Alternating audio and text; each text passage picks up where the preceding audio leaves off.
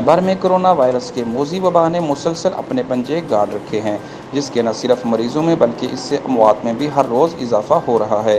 دنیا بھر میں ایک ہی دن میں کورونا کیسز کا نیا ریکارڈ اس وقت قائم ہوا جب 1,96,901 نئے کورونا مریض سامنے آ گئے۔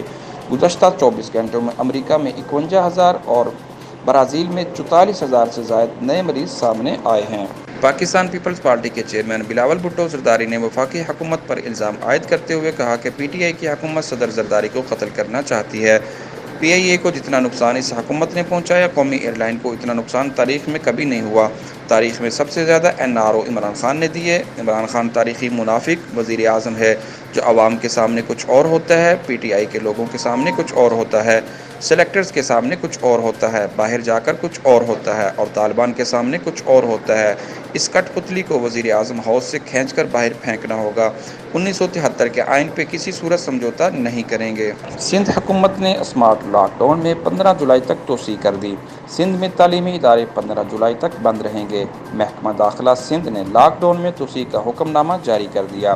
محکمہ داخلہ سندھ کی جانب سے جاری نوٹیفکیشن میں کہا گیا ہے کہ 15 جولائی تک صوبے میں لاک ڈاؤن رہے گا۔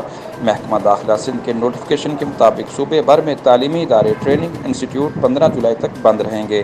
بیوٹی پارلرز، بیوٹی سیلون پر پابندی برقرار رہے گی۔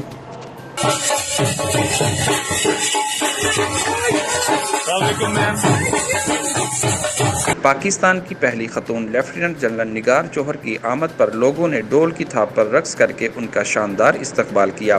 پاکستان کی پہلی خاتون سرجن جنرل کی آمد کے موقع پر جونیئر آفیسرز نے ان کو مبارکباد دی۔ خواتین آفیسرز نے ہار پہنائے اور سلامی دی۔ تفصیلات کے مطابق خیبر پختونخوا کے ضلع صوابی سے تعلق رکھنے والی نگار جوہر پاکستان کی پہلی خاتون لیفٹیننٹ جنرل اور پہلی خاتون سرجن جنرل بن گئی ہیں۔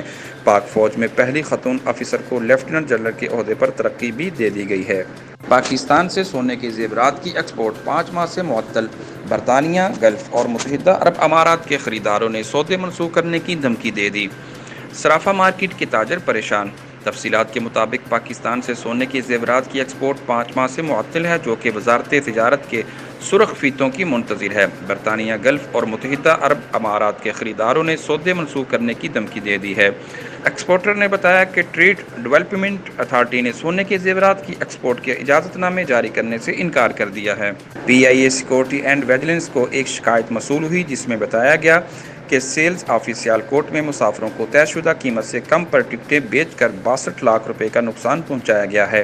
پی آئی اے سیکورٹی اینڈ ویجیلنس نے کارروائی کر کے پی آئی اے سیلز آفس سیالکوٹ میں کیا گیا فراڈ پکڑ لیا اور جعل سازی سے جاری کیے گئے ٹکٹ منسوخ کر دیے۔ ذرائع کے مطابق سیالکوٹ میں پی آئی اے کے ڈسٹرکٹ مینیجر عاصم امتیاز کے خلاف تحقیقات کا آغاز کر دیا گیا ہے۔